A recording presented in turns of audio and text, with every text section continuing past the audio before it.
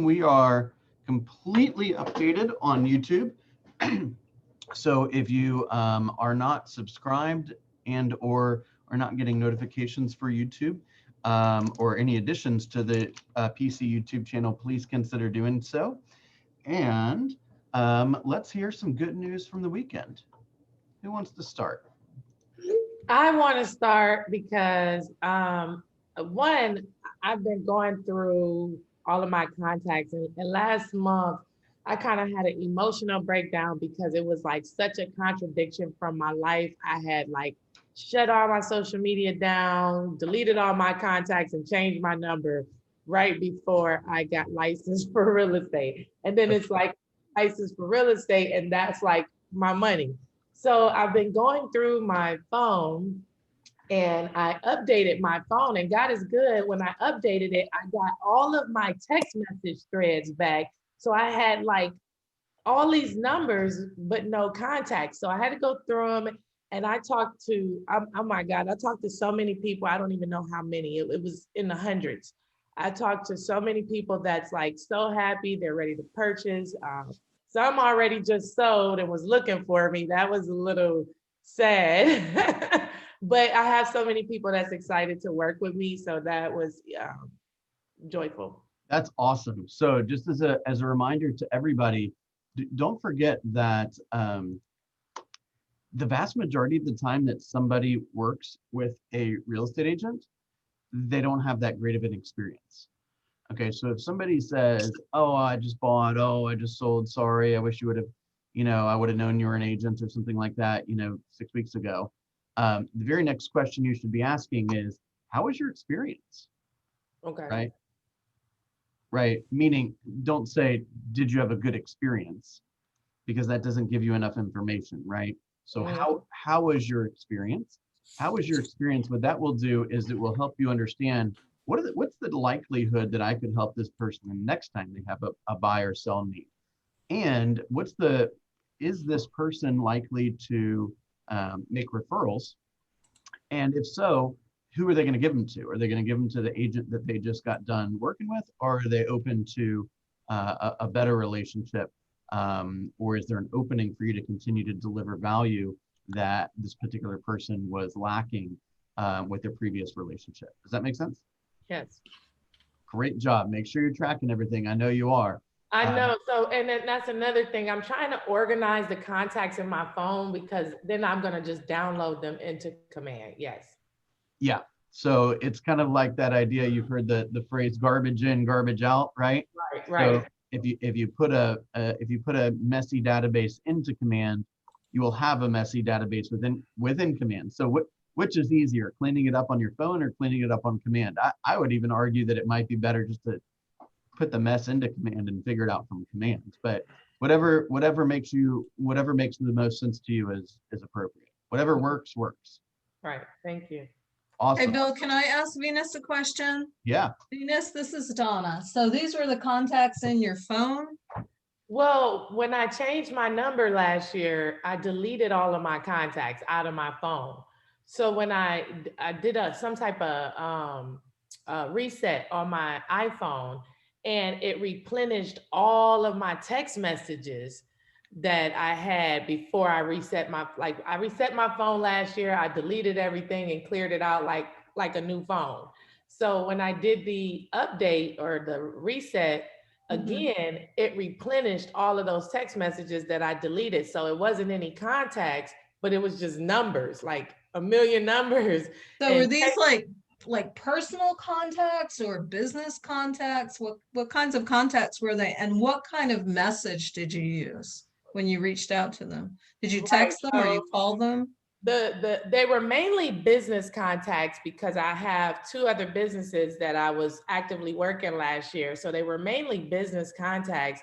Some of the people I knew personally, and I knew a lot of them personally because we did so much business together. And then the first message was like, "Hi, this is Venus King. I somehow got all my text messages back. If you know me, can you send a message back and let me know how we know each other?" And everybody was like texting me back, like, "Really? I've been looking for you." And Yeah, so that was, I even talked to, some family members that I hadn't talked to in a year, because I kind of really went into hermit mode last year. I was like very antisocial. So yeah, it was, and then the second message was for the people that I did know, like the text, because I only thing I could see was the message thread.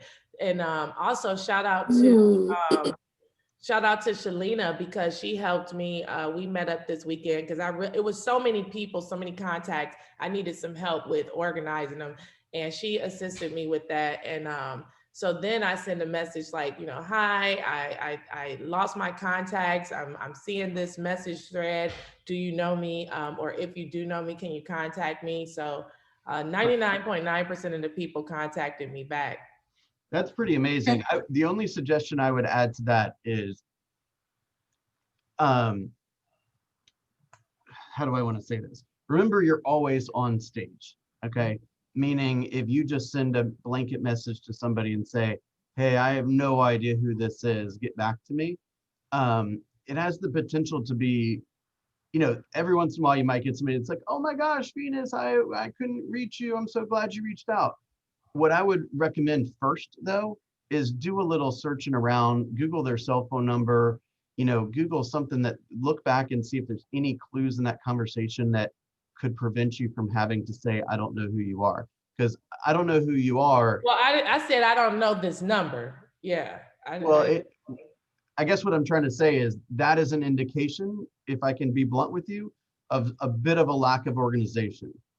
And you don't want to rekindle that relationship with that reminder, right? So I would take a little bit of extra effort to see if you can do a little homework before you make that, initiate that relationship again, because you may not have to come out with that approach. Does that make sense?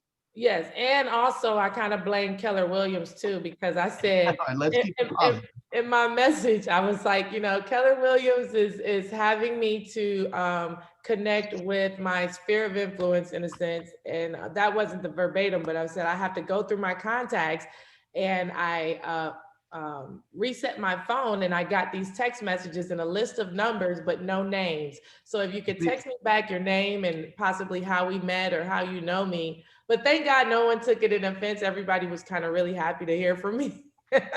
Like I said, you're always being watched. So people Right. are going to deduce whatever they want to deduce, whether it's positive or negative. Also, let me throw out one more word, because I'm in the middle of finishing up Atomic Habits for our book club, which happens to meet at 7:00 on Wednesday night, hosted and initiated by Corey Howard. So Atomic Habits says the language, the language is very important. So Keller Williams is making me, or I don't mean to pick on you today, Venus. Well, no, I'm just not saying verbatim. I can read the text to you to go verbatim. Okay, let me just make the point. So it says, rather than saying I have to go work out today, or I have to go make 10 calls, you say I get to make 10 calls, right? I'm the type of person that makes 10 calls, right? That's what I do because I'm a real estate agent. So, just make sure that you put the right energy behind it. That's all I'm saying. Right. I got you. Thank you. All right, beautiful. All right, anyone else want to chime in, and we can move right over to the buyer questionnaire, so everyone can fully understand what I meant by that. Go ahead. Yeah, my listing went live this weekend. All right, give us a brief description of your listing in 10 seconds, please. The most beautiful hardwood floors you're ever gonna see. 3 bedrooms, 2.5 bath. Where's it at? Up in Sugar Hill. You can probably take a nice little bike ride to Lake Lanier, Gary Perkle Park. It's an amazing location. Beautiful. What's the price? 300. 300 on the nose. Good. Thank you for not listing it for $299.9. They're not buying a t-shirt. They're buying a house. Good job. That's right. All right, beautiful. Let's do a tiny bit of housekeeping first. Remember, last night was the final day or final night of our first week of reporting for 2021. So if you would be so kind to quickly put in your numbers, that would be super, super helpful. I I've asked you guys all, pretty much all individually, to be my example. I'm blowing my cover a little bit here, but I've approached each of you individually to say, please be my example in reporting your numbers. Okay. Let 2021 be the year where I don't have to push and prod for your numbers. Okay. Just a quick reminder, I'm going to update you guys on how we're performing. I've done a lot of forecasting and a lot of math to try to figure out what I believe is reasonable results from our group as it grows both in size and in productivity, of course. And my goal for this month is to have 65 appointments. That's with buyers and or sellers, 65 appointments and 41 listings taken. Okay. So on average, that is less than one appointment per person. Is there anybody in this group that is not planning on having an appointment this month? No. Beautiful. Let that be. We have how to net $100,000 plan, right? Which is 4 appointments set, 3 held, 2 taken, 1 closed. At the absolute very least, I don't care if you work 30 minutes a month. Your job is appointments. Don't end the month of January without an appointment. Is that fair? Yes. No ending the month without an appointment. Otherwise, I want you to list your own home, okay? Yes. Serious. All right, and my goal. List your own home. I know that's right. I'm serious now. I'm I know. serious. You better go get an appointment that's not your own self, or you're gonna be listing your own home. All right, and my goal is to have 23 closings this month. 23 closings. So there's some good news. I hear Kimberly's about to submit an offer. Heather is under contract. You guys, Pam is about to take another listing or 2. I mean, you guys are starting the year off pretty strong. Anything I missed? Anything I don't know about yet? Actually, I had 2 experiences yesterday. I went to an open house Saturday, really liked the home. And as it turned out, the listing agent was from the Legacy Group. Awesome. So we had a really awesome chat. And I really liked her collateral and her business card layout, and she had some great advice. Who was it? Who was it? Oya is her name. Oh yeah, Hatch in North Atlanta. Yeah, I like her a lot. I've worked with her before, and she's amazing. Yeah, awesome individual. So professional. I was so impressed, and she got 4 offers on the home even before I got home. And the other one was not a good one, and I wanted to share this. The home was up in Orange Shoals, which is a really desirable area. And they weren't allowing me to make an appointment, and it was only going to be an open house for 2 hours. And the agent did not list it as an open house. So I thought, okay, well, we'll go to see the open house. The house really looked awesome. She only had 6 pictures. And the information on FMLS was missing a lot of information. So I was kind of a little dubious, but we went. We drove into the street, and I kid you not, 12 cars were parked and people were standing in the driveway waiting to get in to do the open house one by one, but no masks. No one was wearing masks? No one. We kept driving. I couldn't do it. Yeah, like I said, everybody, I'm not going to go into the mask or no mask discussion, but everyone has to determine what they're comfortable with and what they're not comfortable with. And it was more that there was no social distancing whatsoever. It was almost like it was just a little bit of chaos. Yeah, it probably was. Well, let me just add this, is that you are, as a real estate agent, let's say you're the listing agent of that property for a second, okay? You're in charge, right? The way that home is accessed and marketed and negotiated and presented and seen and all that is you're in control of that.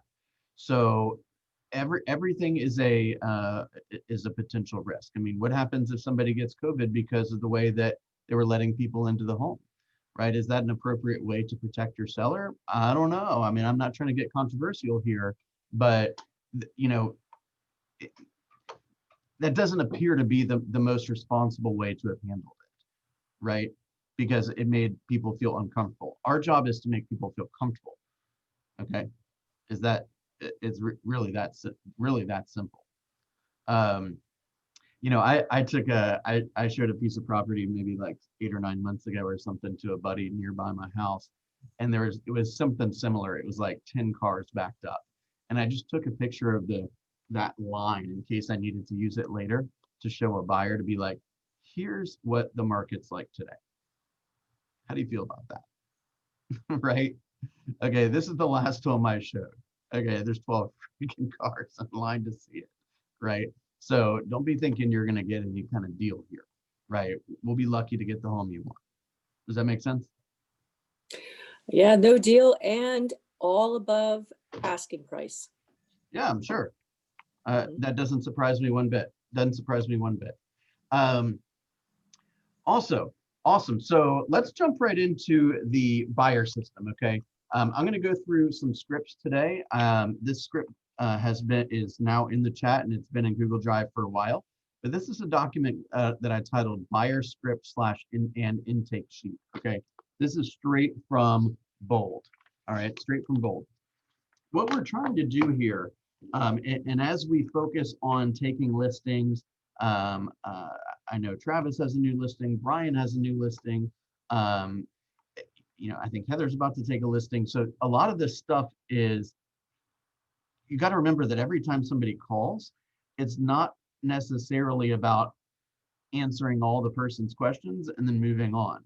This is an opportunity for you to secure a client, okay? So there's some questions that you want to ask as well. All right, so feel free to read along as we go through, okay? Now, I know that some of this may seem a little strange because you might only have one listing, but listen to the way that we talk about this, okay? I'm calling on 123 Main Street. How much is it? Well, actually, why don't we do a little role play? Who wants to jump in? Who's looking at it right now? I'm looking at it.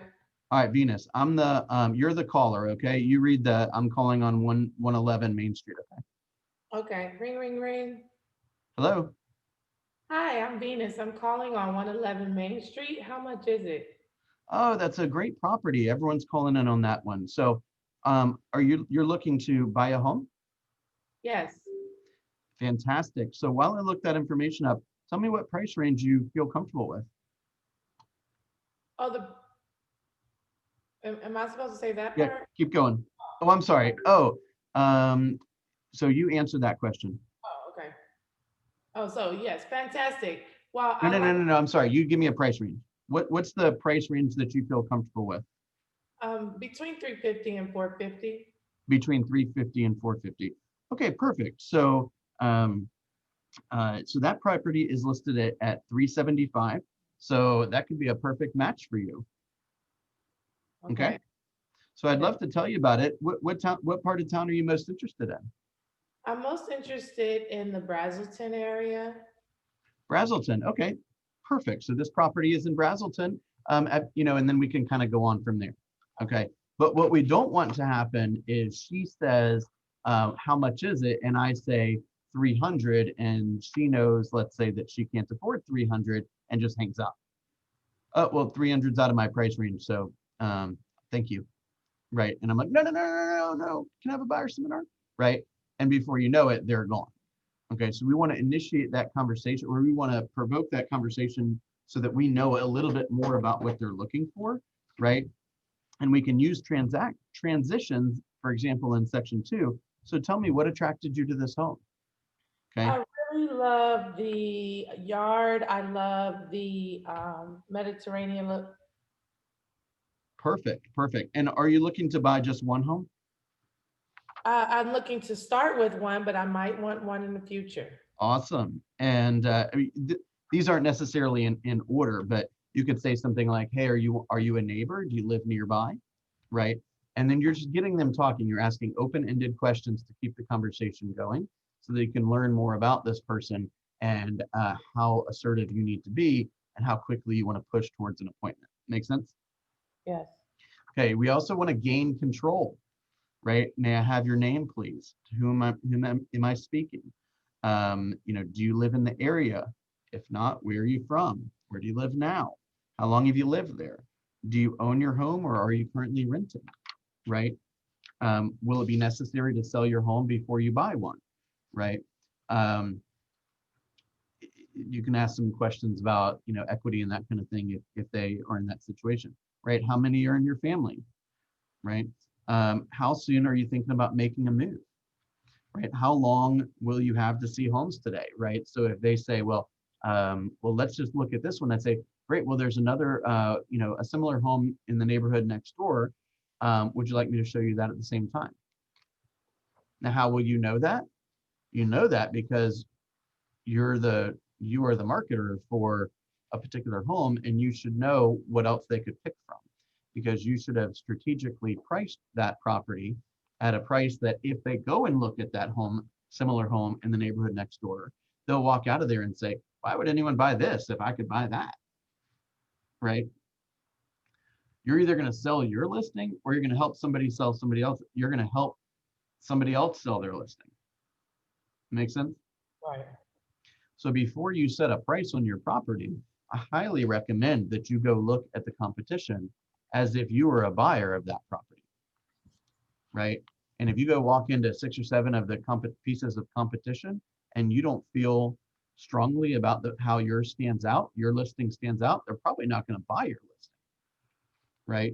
And then you're just setting yourself up for disappointment after disappointment after disappointment when you got to go talk to the seller and say why the showings aren't up or why there hadn't been an offer or why that person's not successful, right?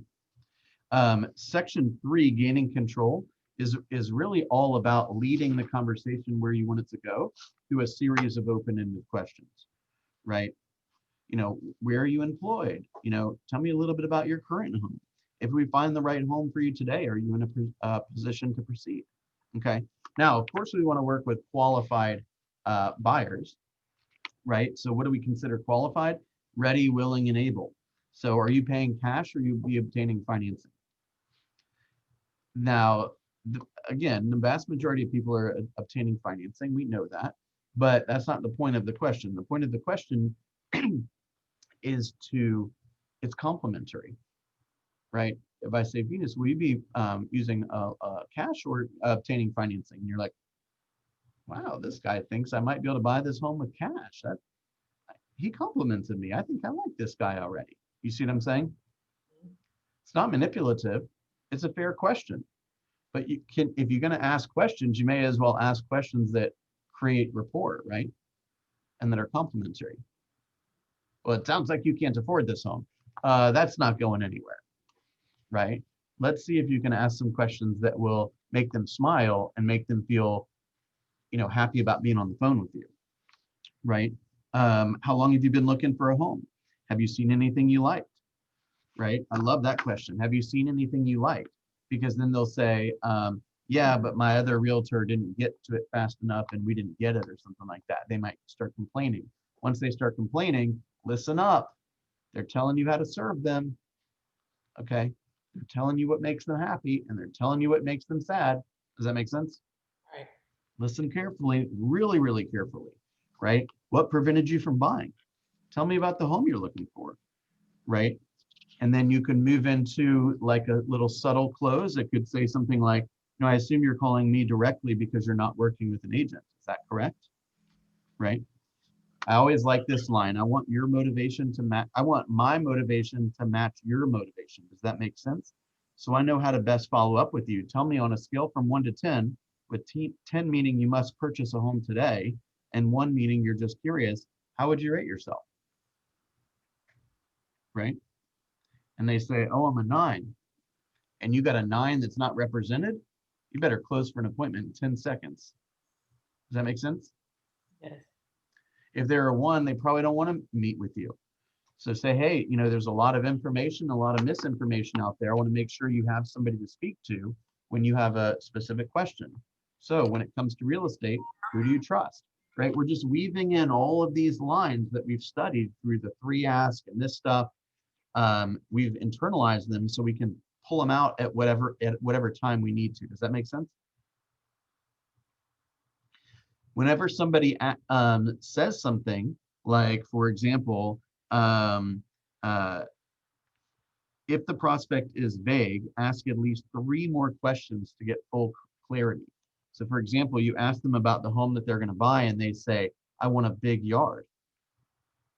Okay, great. So that's vague, right? Does everyone hear that that's pretty vague? Right? If I grew up on a farm, a big yard might be 100 acres. If I grew up in Manhattan, a big yard might be, like a 5x10 little square green. Make sense? So just curious, what is a big, a large lot means a lot of different things to a lot of different people. Tell me, what does it mean to you? Right? If I'm looking at a lot or a yard, how would I know you believe it's big? Or how would I know you believe it's small? Right? Give me a little bit more information there, please. So is it the privacy you're after, or do you need a large lot for children or animals or something like that, right? What I hear you saying is that privacy is most important. So if I found you a home that backs to an open space, would that work? You pretty much know the answer to, well, we don't actually know the answer to that. You're going into a little bit more detail to say, can I look at pictures and save you time? That's essentially the message that we're trying to push forward. Does that make sense? Okay, and the next, once you have identified some facts about this person, right, and the presupposition here is that you have either internalized these questions or they are sitting in front of you in the form of an intake sheet next to your telephone. So anytime that you might consider answering the phone, you've got a record of the things that you want to ask the person. And when they say, I've got 2 kids and my wife's name is Susan, and I like going to the mountains, and I want a big yard, and my kid goes to this private school or whatever they tell you, you're jotting it down. You're jotting it down because you want to use their words. You want to use what they're telling you to continue to build that relationship and that rapport. Make sense? Right? There's nothing wrong with saying, yeah, can you hold on one moment? I want to make sure I grab some notes so that I can take record of everything you're saying, because I know it's super important to you. I want to make sure it's really important to me too, right? Sometimes you have to tell people what you're doing so that they know what you're doing, right? We've had this happen. I've probably had this happen maybe 3 or 4 times in my whole career, where I left the closing table and my client, oftentimes, well, it's probably been about half and half. They would call me and say, how do I become a real estate agent? I say, well, I can give you instructions. Why do you ask? You say, you made a lot of money on that sale. Okay. Now, they're not telling me I made a lot of money. They're telling me that they think I was overpaid. Does that make sense? So I did a lot of stuff just like I normally would, but I failed to tell them what I was doing often enough because they didn't see the value of what I was doing. It just got done and they didn't even realize it was a potential problem. Does that make sense?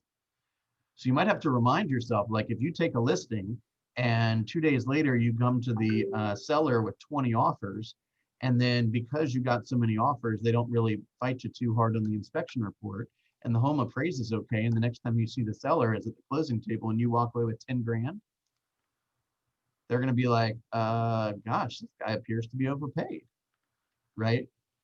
So don't not share with your seller or with your buyer the activities that you're doing on a daily basis. Hey, just wanted to let you know the attorneys cleared the title today, one less problem.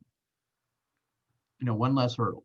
Hey, just wanted to let you know earnest money has been delivered. Hey, just wanted to let you know that we're through the due diligence period. That's one less step we have to be concerned about.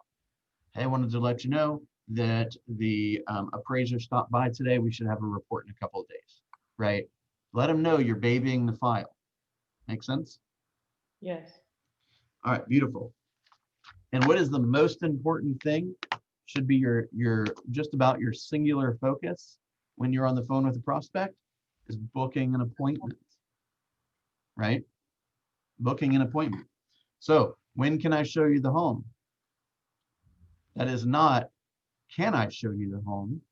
Because then they could say no, and then you've got an awkward conversation on your hand. When can I show you the home requires that they give you a day and time. Does that make sense? Right. How soon could you look at the home? I'm available at 1 p.m. or 3 p.m. might be better, right? Would you like to look at this home and 2 others at the same time? Right? Are weekends or weekdays best to show you this home? Now, this is a little tricky because, as you guys know, I've been preaching forever, buyer consultation before showing the home, buyer consultation before showing the home, right? Right. I got to tell you, there are some times where I push for that, particularly if there's a little distance between the time that we're at and the time they're going to take action. I want to have a professional meeting first.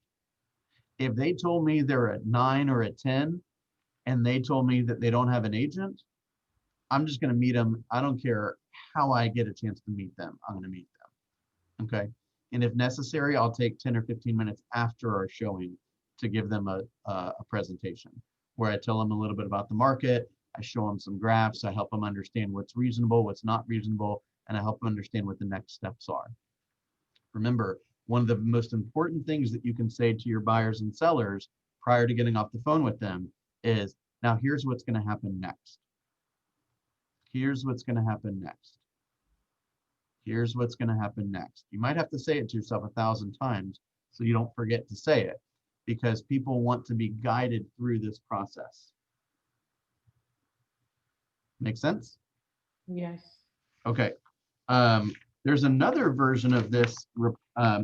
Those are just some intake questions, right, that you can begin to internalize. There's another form. I have a quick question. Hang on just one second. So there's another form called the buyer intake sheet. It's just a separate document, but I included it in the PDF that I just posted here. It's a buyer information sheet. It's basically an intake sheet, and it has the list of questions already typed out for you. I would review this and potentially have a stack of these sitting by your desk. Okay, because as soon as the conversation turns to, hey, I might have a buyer on my hand, you should pull out the questions, and if you haven't yet memorized them, or really always, I'd pull one of these out and say, excellent, right? How soon do you need to be in your home? How long have you been seriously looking? Have you seen any homes or areas that you really like? What's important to you about buying, a house right now, right? Do you already have a great buyer's agent that you're working with? I don't like that question so much. Say, who are you working with, or who is the real estate agent that you're working with? You know, I could go with that question actually. Do you already have a good buyer's agent you're working with?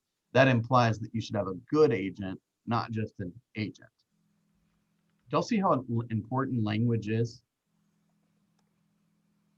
I Yeah. do. Where's that sheet again? Because I'm looking at So I posted the buyer script and intake sheet in this chat right here, and it's also in the Google Drive.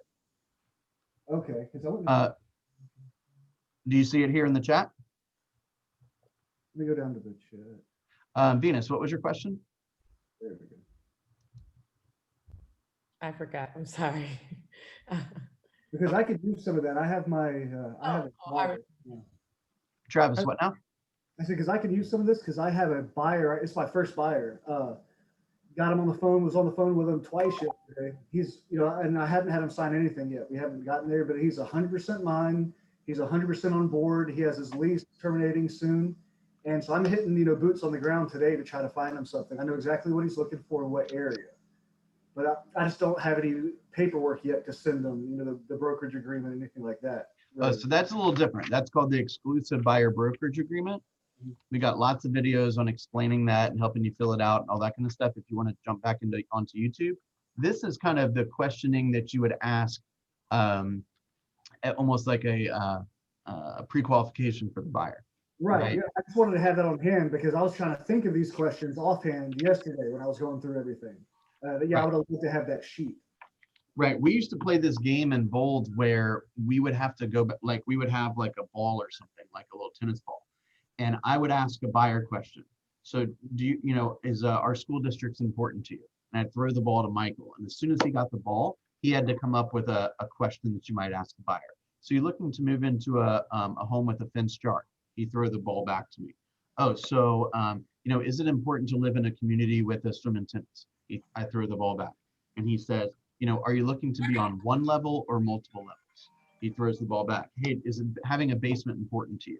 Right? You could literally come up with 1,000 questions that you could ask a buyer to keep the conversation going that are all open-ended so that you can hear the type of person this is, and you can determine whether this is somebody that you feel like you want to meet. Does that make sense?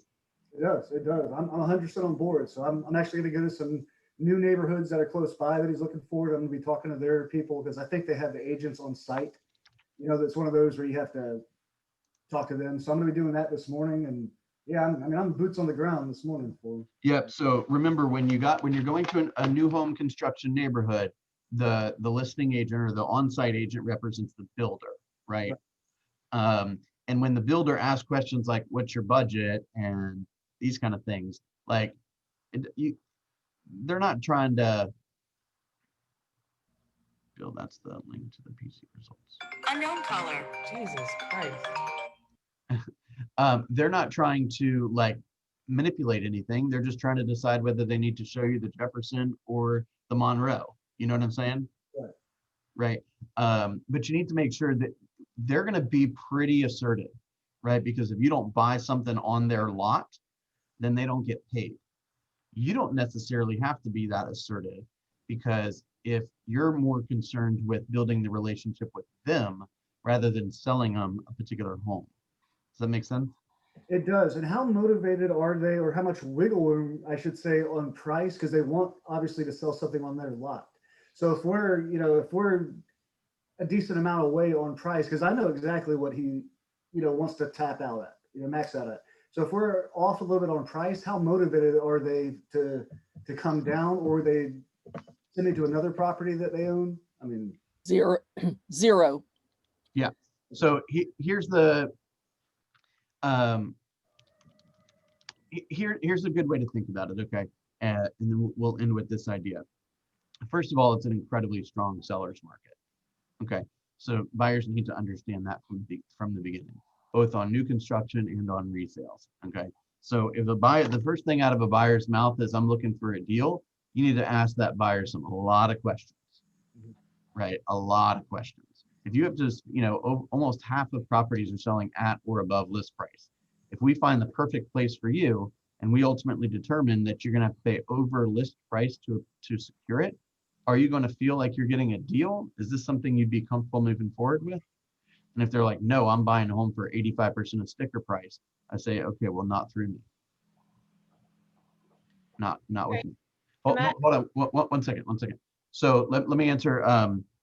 Let me give you a little bit more information, Travis, about that. So remember, especially towards the beginning. Now, if they're trying to sell like the last property or the second to last property or something in a new home community, this may not hold as exactly true, but they've got to have every one of those home sales appraised, which means that they built, like, let's say the Madison floor plans got to sell for $350. If they start selling the Madison for $340, they never going to sell another one for $350. Does that make sense? Yeah. So the thing they're most protective about is often the sales price, and that's for appraisal purposes.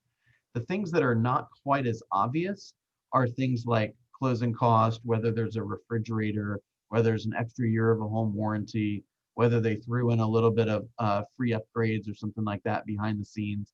So the things that are less obvious, like garage remote clickers and things like that, if there's any wiggle room at all, it's probably going to be on that. But I would be shocked if they give you any push, shocked on the sales price, because the second they lower the sales price, they're going to have to lower it for everybody. Does that make sense? it does. It does. Thank you. All right, Venus, last question of the day.